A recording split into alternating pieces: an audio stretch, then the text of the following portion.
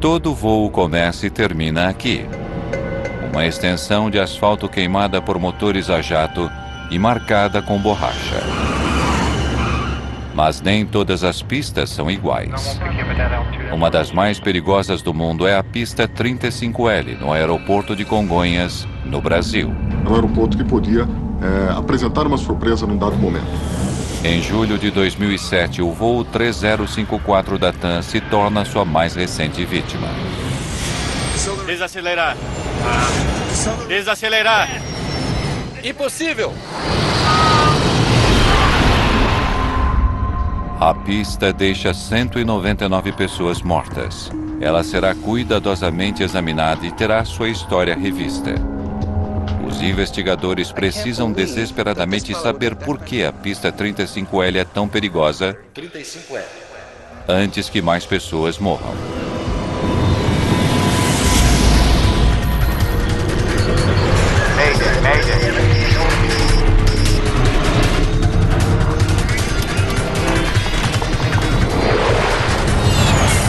Mayday, desastres aéreos.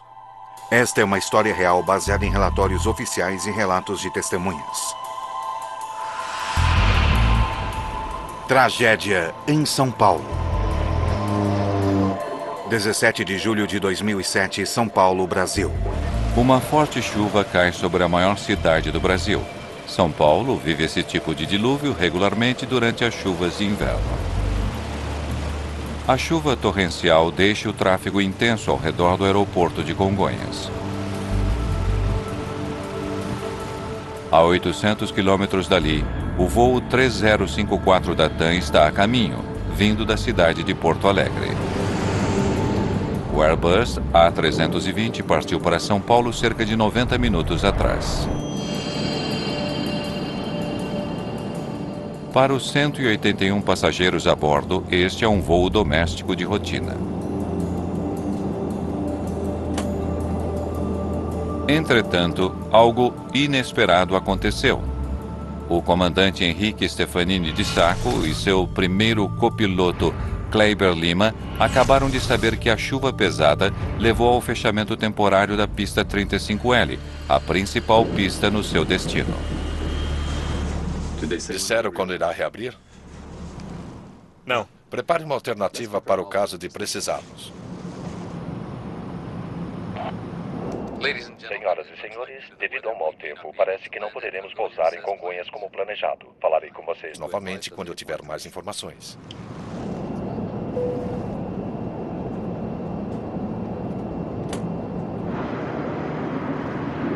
O aeroporto de Congonhas é um dos mais movimentados do mundo. Aviões decolam e pousam aqui a cada 90 segundos, com um fluxo constante de pessoas e carga para os centros econômicos do país.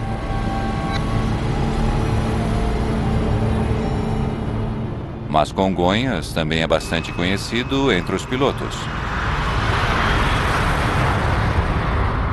O aeroporto fica no coração da cidade, com edifícios de apartamentos, escritórios e ruas por todos os lados.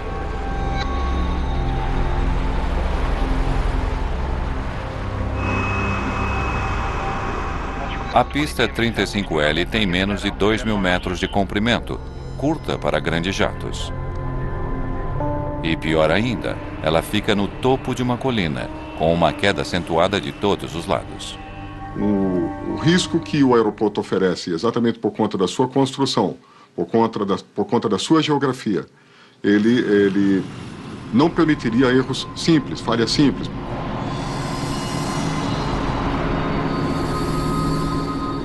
O comandante Carlos Camacho é o diretor de segurança de voo do Sindicato Nacional dos Aeronautas.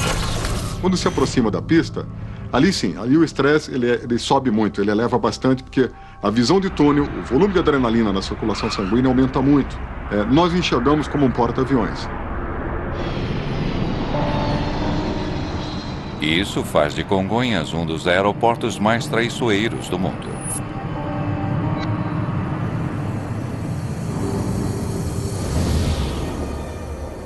Na verdade, um avião de transporte da empresa Pantanal havia saído da pista fora de controle apenas um dia antes. E alguns meses atrás, um desastre foi evitado por pouco, quando um Boeing 737 derrapou até conseguir parar pouco antes do final da pista 35L.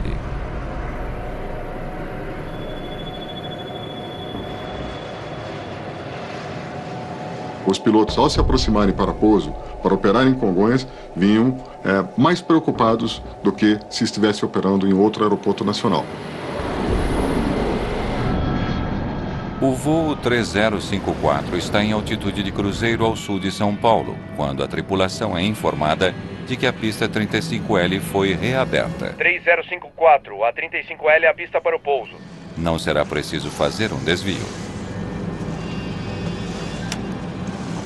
Senhoras e senhores, aqui é seu comandante. Tenho algumas boas notícias para vocês. A pista em Congonhas foi reaberta. Chegaremos como programado pouco antes das 7 da noite. O alívio dos passageiros não é compartilhado pelo piloto. Stefanini tem um desafio adicional neste voo. Lembre-se que temos apenas um reversor. Sim. Só o da esquerda. Ele terá de pousar em um dos aeroportos mais desafiadores do mundo, com uma possibilidade de frenagem menor do que a de costume. Um dos dois reversores de empuxo do Airbus não está funcionando. Eles são projetados para desacelerar a aeronave durante o pouso por meio da reversão dos motores. Fosse eu o piloto no dia daquele acidente, eu estaria deveras preocupado sabendo que um dos reversores da minha aeronave não estaria operando. TAM 3054, permissão para pouso na 35L. Stefanini irá pousar na notoriamente perigosa 35L.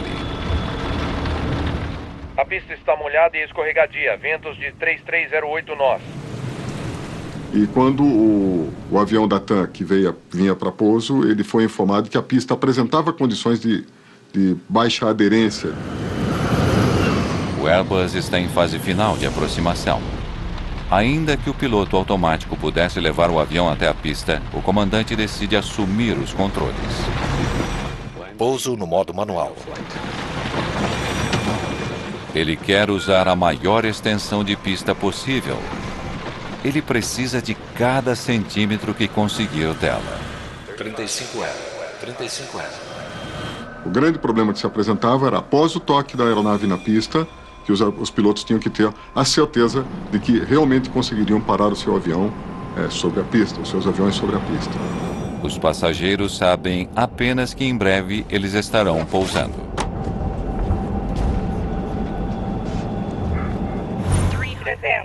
300. Agora eles estão a apenas 300 metros acima da cidade. O Airbus está alinhado com o centro da pista. Centro. Condições da pista. 200.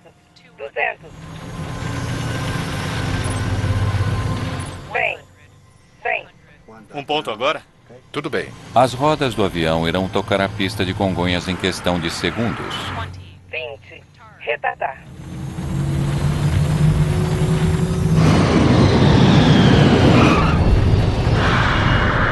Mais importante é o ponto do toque da aeronave. Quando a aeronave toca no solo, é a partir dali que o grande conflito do pouso se instala. O comandante Stefanini usa a potência reversa para o único reversor que funcionava no A320. Ele tinha realmente que ser imediato nas suas ações. Tinha que comandar o reverso operacional, aquele motor que estava com o reverso bom, o mais rápido possível. Tinha que iniciar a desaceleração da aeronave. Mas a velocidade do avião não está diminuindo. Reversor número 1 apenas. A este ritmo, ele irá usar todos os 1.945 metros da pista em menos de 30 segundos.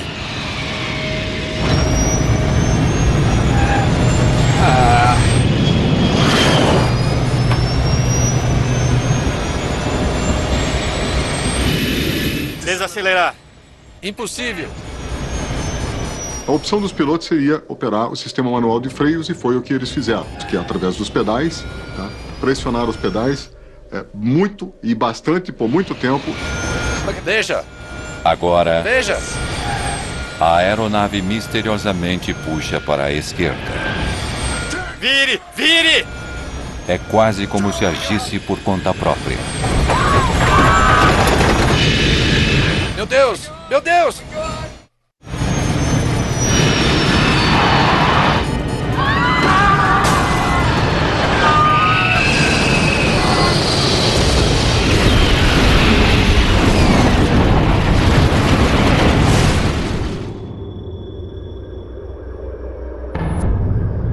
O voo 3054 atinge um edifício da TAM Linhas Aéreas e um posto de gasolina ao lado.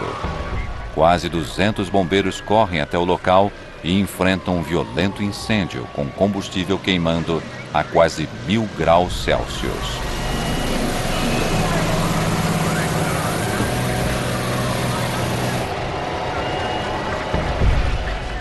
A devastação deixa o Dr. Douglas Ferrari horrorizado. Essa explosão, ela espalhou um fogo na área.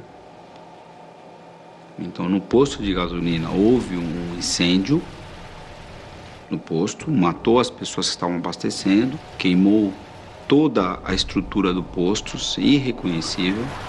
Ele esperava tratar dos sobreviventes, mas agora ele teme que estejam todos mortos. Nós tínhamos 3, 4 carros incendiando e nesses carros eu vi uma mãe com uma criança morta. O avião inteiro está envolto em chamas. Há pouca esperança para qualquer um dentro dele. Mas havia outro perigo. Enormes quantidades de combustível nos tanques de armazenamento abaixo do posto de gasolina poderiam explodir a qualquer momento. Quando o avião bateu, ele quebrou as asas e ele jogou o combustível para toda a região, o local. E havia um risco, naquele momento, de uma explosão do posto de gasolina. As equipes de resgate esperam conseguir salvar as pessoas no edifício da TAM, mas com o fogo fora de controle, eles terão de agir rapidamente.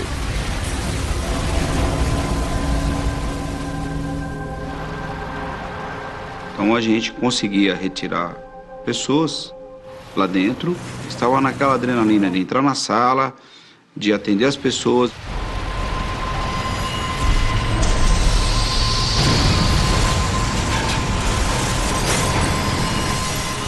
O Dr. Ferrari faz uma descoberta sombria dentro dos escritórios da TAM. A asa do avião e o avião impactaram e ela não permitiu a saída, o avião não permitiu a saída dessas pessoas.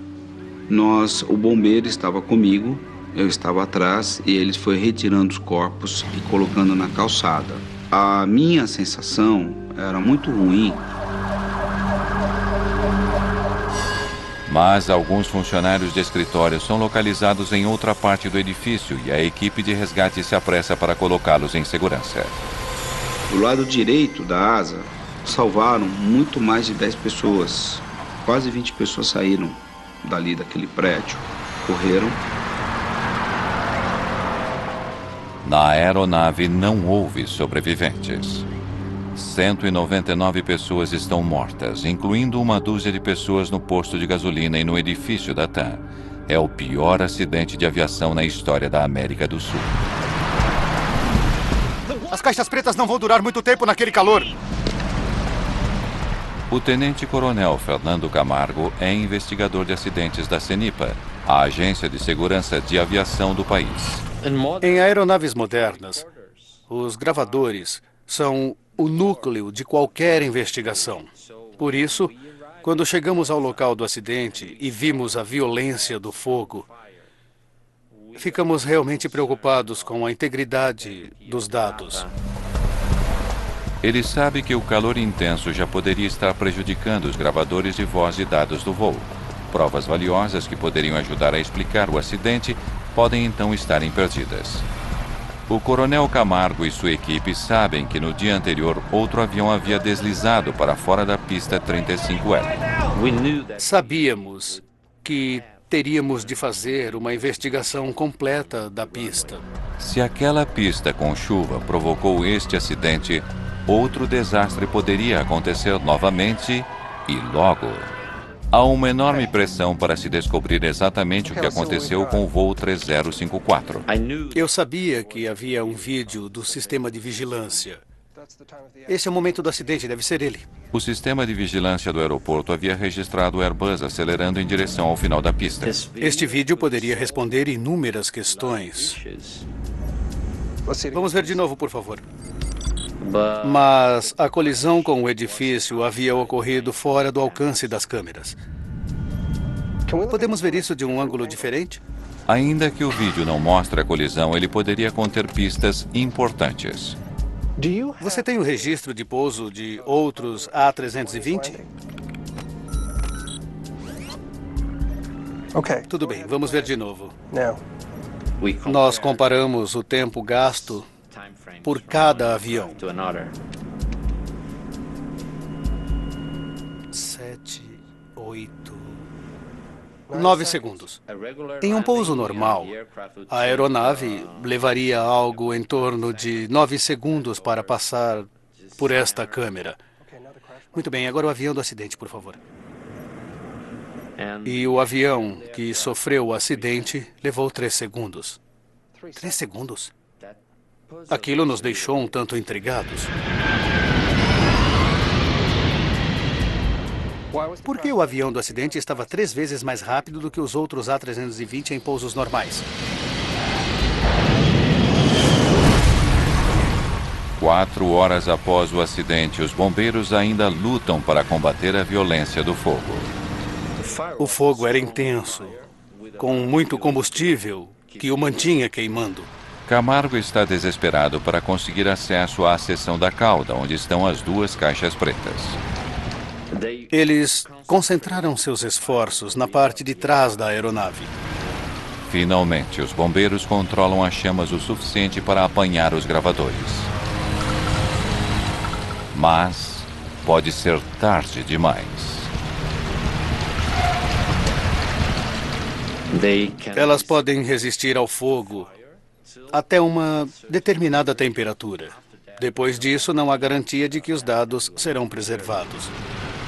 Os gravadores serão enviados a Washington para serem examinados pelo Conselho Nacional de Segurança nos Transportes.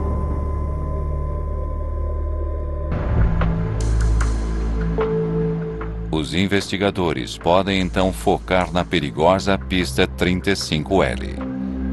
Eles examinam a superfície em busca de pistas que possam explicar por que o voo 3054 perdeu o controle. Caminhamos pela pista procurando evidências, marcas da aeronave, o ponto onde ela teria desviado para fora da pista.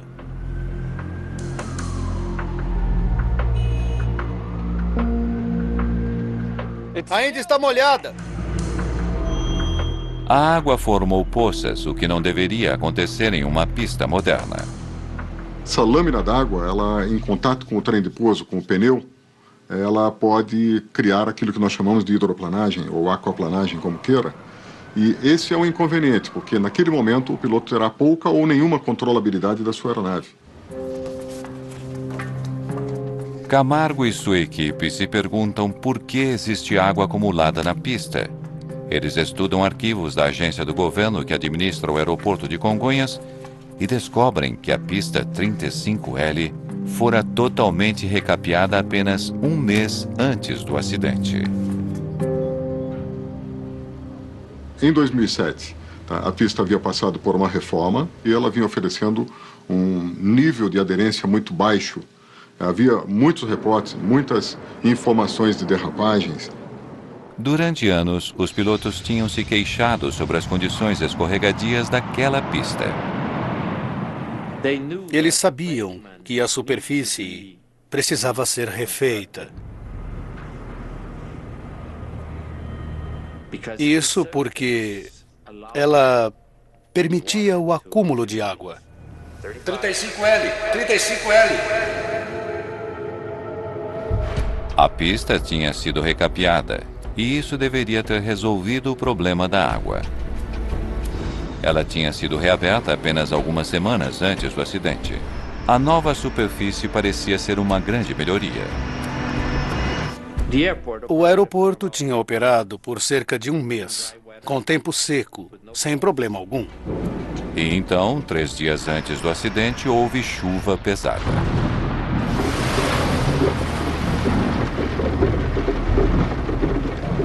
E com a chuva, problemas antigos que supostamente estariam resolvidos voltaram a surgir. Na noite do acidente, o grande problema que lá havia era ainda a questão da água. Tá? As aeronaves ainda estavam reportando que havia dificuldade para frenar. A pista está molhada e escorregadia.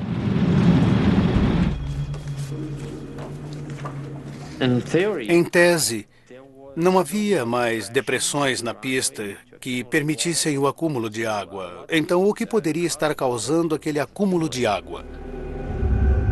Ele descobre que os trabalhos de reparação não incluíam um recurso crítico de segurança. As ranhuras seriam feitas em uma data posterior. Não é de admirar que esteja molhada. Sulcos especiais levam a água para fora da pista. Sem eles, a água da chuva forma poças. E essa reforma, ela ainda carecia de amadurecimento da pista. Era uma dificuldade grande para se poder, inclusive, interromper por mais tempo a operação do aeroporto, da pista principal, para que se pudesse fazer a instalação, a implantação dos groovings.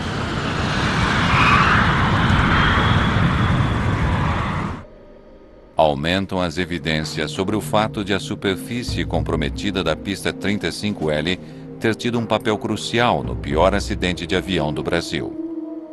O coronel Camargo se preocupa com o fato de que as conhecidas chuvas do Brasil possam trazer mais catástrofes na pista.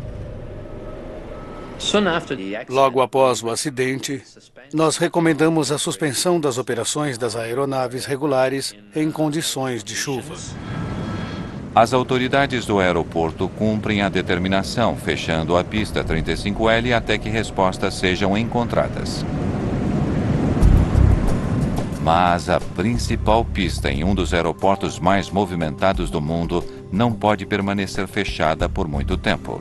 É preciso descobrir o que provocou este acidente, o mais rápido possível. O foco se volta para os reversores de empuxo do A320.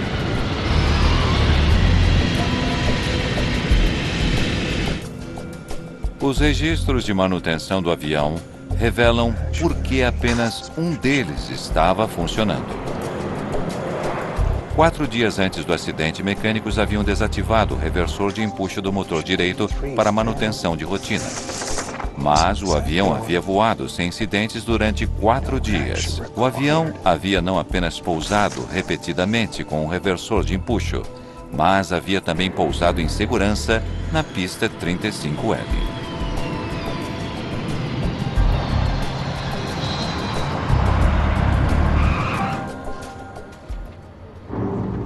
Este avião pousou na mesma pista naquele dia com os mesmos problemas. Ele tinha apenas um reversor de empuxo, apenas um reversor. Pousou sem qualquer tipo de problemas. Então, por que essa aterrissagem teria terminado em desastre?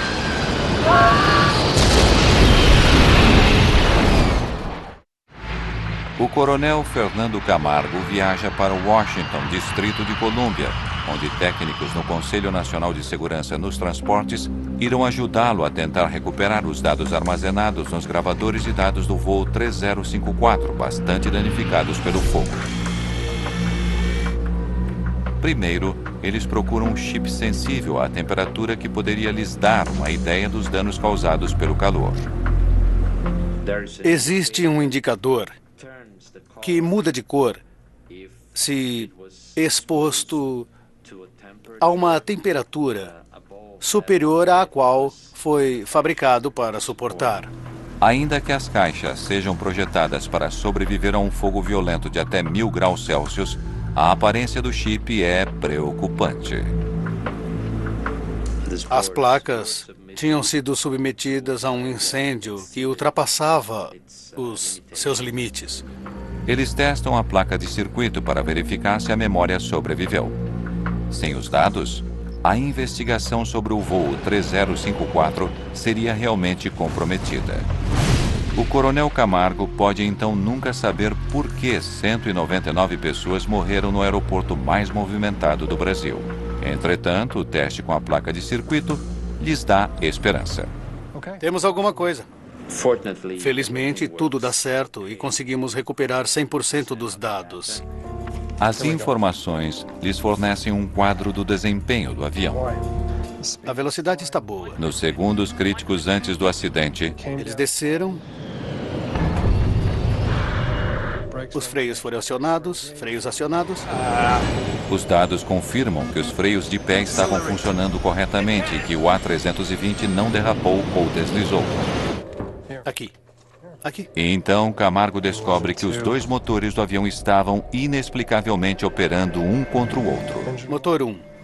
O motor esquerdo do avião estava em reverso para ajudar a desacelerar a aeronave. Mas o motor direito, com o reversor de empuxo com problemas, está acelerando. Estava fazendo o oposto. Deveria estar em marcha lenta. Em vez de desacelerar, ele estava acelerando para uma velocidade de decolagem.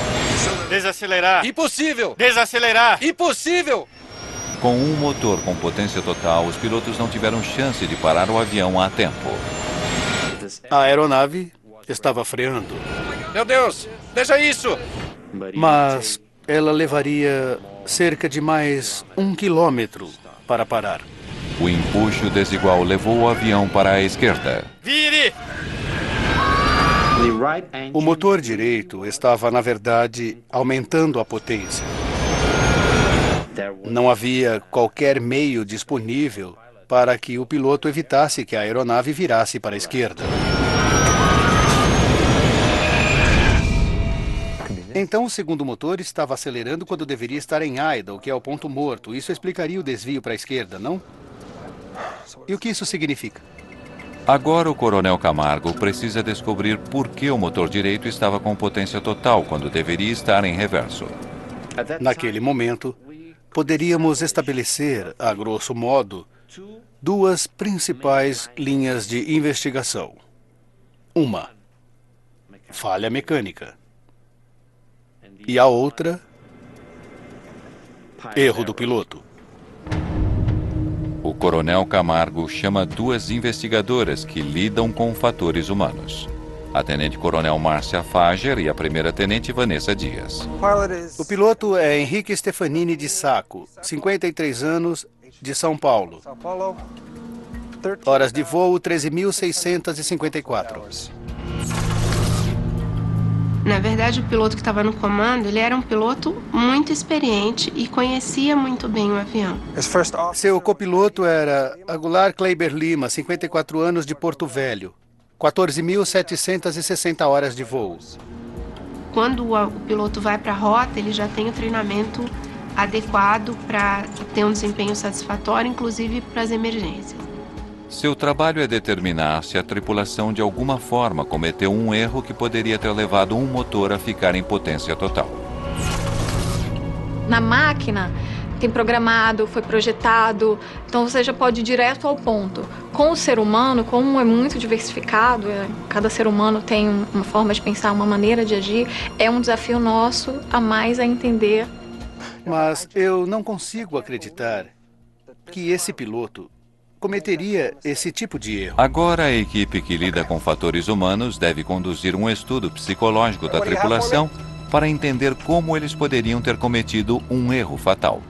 A gente tenta recriar, através da história da pessoa, de cada um dos tripulantes, da experiência que eles tinham. Senhoras e senhores, aqui é seu comandante. Tenho algumas boas notícias para vocês. Criar um cenário para imaginar o que se passou dentro da cabine. O coronel Camargo ainda acredita que o mais provável é que tenha havido falha mecânica. Ele volta então sua atenção para a mecânica complexa que liga os manetes aos motores. Ele precisa determinar se uma falha ali teria levado ao misterioso aumento de potência. Começamos a estudar o sistema de potência. Cada componente do sistema, desde o manete até o motor. Sabemos que não é o FADEC. Não há nada de errado com os motores. Portanto, resta apenas um componente que poderia ter causado o problema: o mecanismo que liga os manetes aos motores. Um dispositivo chamado de Artificial Fuel Unit, ou AFU. Investigadores se perguntam se esse dispositivo falhou, deixando os motores em potência total, mesmo que os pilotos tenham colocado o manete em idle. Entretanto, tal falha é muito improvável. É realmente uma possibilidade remota. Em 400 mil horas de voo, teríamos apenas uma ocorrência como essa. Ainda assim, ele precisa excluir o AFU como possível causa do acidente. Mas ele nem mesmo sabe se a unidade poderá ser encontrada em meio aos destroços. Computadores, todos os equipamentos, tudo havia desaparecido. Felizmente, uma das poucas peças que sobreviveram ao incêndio é a peça que os investigadores precisam: o AFU. Ele é enviado para um laboratório especializado capaz de fazer a varredura do metal em busca de marcas microscópicas. Ele havia sido danificado de uma forma que ainda nos permitia trabalhar com ele e, portanto, verificar algumas coisas. O scanner em 3D permite verificar cortes ou arranhões que indicariam que o dispositivo falhou. Estou procurando quaisquer marcas incomuns nesta área. Se conseguíssemos descobrir qualquer marca, qualquer prova da posição desta engrenagem, poderíamos verificar o manete e descobrir a posição real do manete de potência. Mas não encontram qualquer evidência de que o AFU tenha funcionado de forma incorreta. Tudo bem, embale isso e vamos para casa. Não encontramos nada. Nenhuma marca, nenhuma evidência. O coronel Camargo conclui que não houve falha mecânica na configuração errônea do motor direito. Ele tem de supor que, por algum motivo, a tripulação deixou o manete direito em potência total depois de pousar o Airbus. Vire! Vire! Meu Deus! Vire! Vire! Vire! Vire! Em São Paulo, a equipe que lida com fatores humanos se volta para o gravador de vozes da cabine, ou CVR. Eles precisam entender o estado mental dos pilotos quando se aproximavam de São Paulo na noite do acidente. Através das informações do CVR, nós podemos ter uma noção de como era a dinâmica da tripulação. Eles constatam que o comandante Stefanini estava bastante preocupado com as condições da pista. Pergunte a ele sobre a chuva, condições da pista, se a pista está escorregadia. Está em aproximação final. 2 quilômetros de distância. Poderia confirmar condições? A pista está molhada e escorregadia. Molhada e escorregadia. Então o piloto vem pro pouso já tenso. Se ele encontra uma situação que é mais crítica do que o normal, com relação à chuva, a pista está escorregadia, essa tensão pode afetar a percepção daquele piloto, a atenção. 35L, 35L. Ao que parece, então, a ansiedade de Stefanini sobre a pista 35L e não a pista em si foi a principal causa deste acidente. Camargo agora se concentra nas ações da tripulação. Acho que está pronto, senhor. Obrigado. Eles precisam entender como os manetes foram usados antes do acidente. Usando o gravador de dados do voo, os investigadores focam primeiro no pouso anterior àquele em Congonhas. Descobrimos que o mesmo piloto, o comandante, fora quem pilotava e fizera o pouso anterior, e em Congonhas. Primeiro, como eles pousaram em Porto Alegre. Muito bem. Os 2 manetes à frente durante a aproximação. Eles descobrem que durante o pouso anterior em Porto Alegre, o comandante Stefanini puxou os 2 manetes. procedimento correto para pousar com apenas um reversor. E agora ambos os manetes em reverso. No momento do acidente, o procedimento correto era o piloto colocar os dois manetes em idle e então os dois em reverso, como se não houvesse problema algum com os reversores. Eles estabelecem que no dia do acidente, o comandante Stefanini tinha efetuado o procedimento correto para pouso com apenas um reversor. Sem reversor número 2. Freios automáticos ativados. Velocidade diminuindo. Aquilo realmente me intrigou, porque o comandante conhecia o procedimento. Ele seguira o procedimento correto horas antes, durante o pouso anterior. Então, o que ele teria feito de forma diferente 2 horas e meia mais tarde em São Paulo? Agora, Congonhas. Manete esquerdo em idle. Os dados mostram que o comandante Stefanini lidou com os manetes Em seguida em reverso. de forma muito diferente em seu pouso em São Paulo. 20, retardar. Em vez de puxar ambos os manetes, ele colocou apenas o motor esquerdo em idle, deixando o da direita em potência total. E então, quando a aeronave tocou o solo, ele ativou apenas o reversor da esquerda, deixando novamente o motor direito em potência total.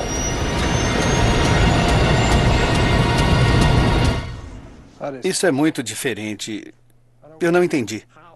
Como alguém que conhecia a aeronave, que conhecia o procedimento correto, que havia executado o procedimento correto, como ele poderia fazer algo diferente?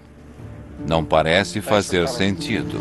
Podemos precisar da sua ajuda nisso. Até que Camargo pede a ajuda de outro piloto. Só então ele descobre um detalhe importante que poderia explicar o que o comandante fez. Havia um procedimento mais antigo e ultrapassado para o pouso de um A320 com um único reversor. Poderia demonstrar isso, por favor? O começo é igual, mas há uma diferença importante. O antigo procedimento consistia em levar os dois manetes para idle e, em seguida, apenas o manete correspondente ao motor com o reversor em operação normal seria levado para a posição reversa. Mas não foi isso que o comandante Stefanini fez. Ele deixou o motor direito em potência total em vez de trazê-lo para idle. Se ele estava tentando o procedimento antigo, ele não o fez.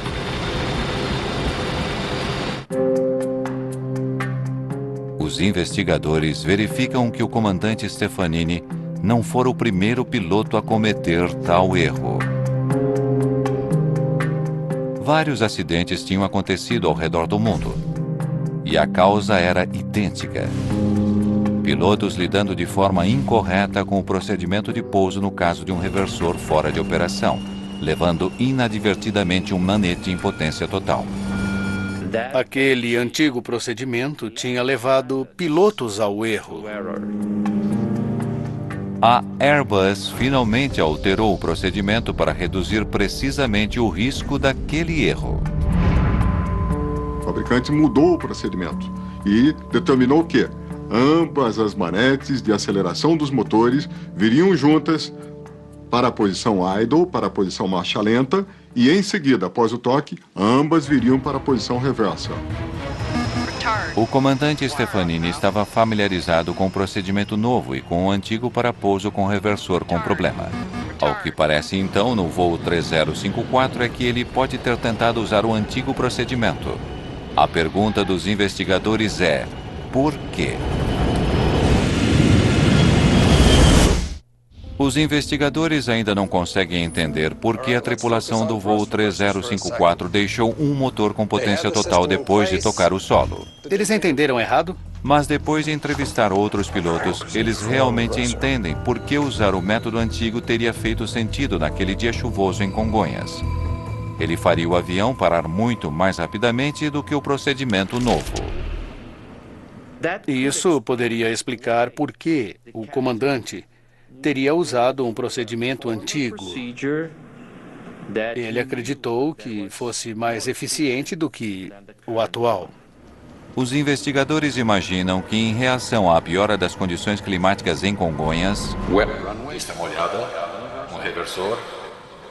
Vou ganhar um pouco de pista e usar o procedimento antigo.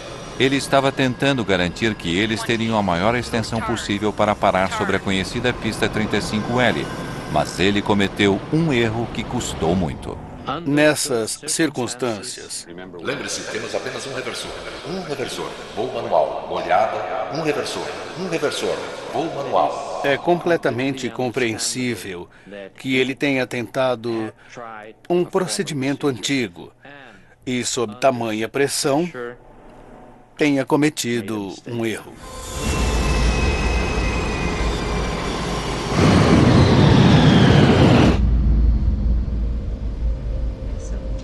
A primeira-tenente Vanessa Dias recria os momentos finais do voo em um simulador. Motor 1 em idle, motor 2 permanece para a decolagem. Ela percebe que, em um cockpit escuro, teria sido difícil ver a posição dos manetes. Motor 1 em reverso, não toque o número 2. Freios.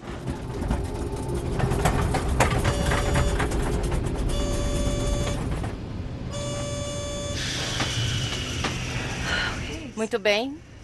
Terminamos.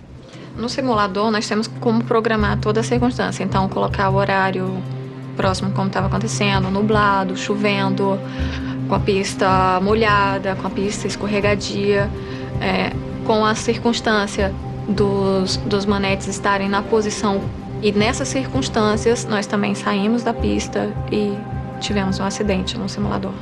Agora, a Tenente Dias acredita entender por que o voo 3054 da TAM terminou em tragédia.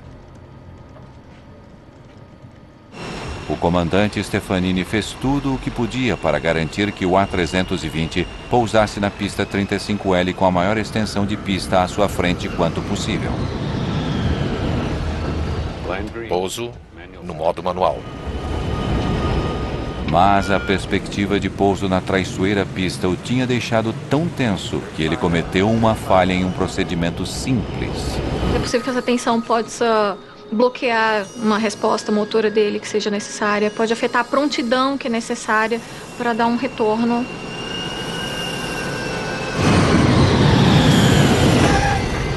Não houve nenhum alarme para alertá-los de que um motor estava acelerando, enquanto o outro estava em reverso. O copiloto Lima tentou descobrir o que estava errado.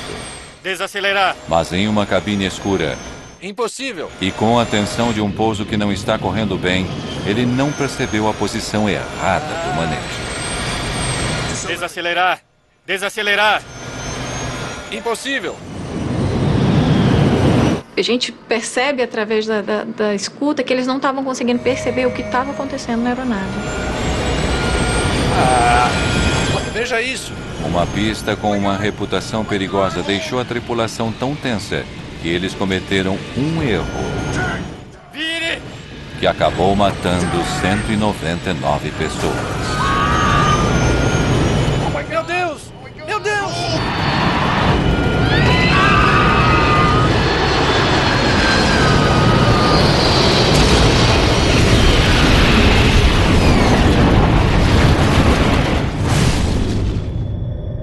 Desde o acidente com o voo 3054, as pistas em Congonhas receberam ranhuras e são inspecionadas regularmente. Novas regras estão em vigor exigindo procedimentos de pouso em tempo de chuva. Em tempo chuvoso, você precisa ter todos os reversores funcionando. Mas, apesar desses esforços para melhorar a segurança em Congonhas, muitos pilotos duvidam que a situação esteja melhor. Não é mais seguro porque ele continua sendo um aeroporto crítico. A eliminação total, absolutamente total, das operações em dias de chuva ou com pista molhada significaria, sim, um incremento significativo das condições de segurança desse aeroporto. O que está claro é que ainda hoje a pista 35L não conseguiu afastar sua reputação de uma pista mortal. 35L. Versão Marshmallow, São Paulo.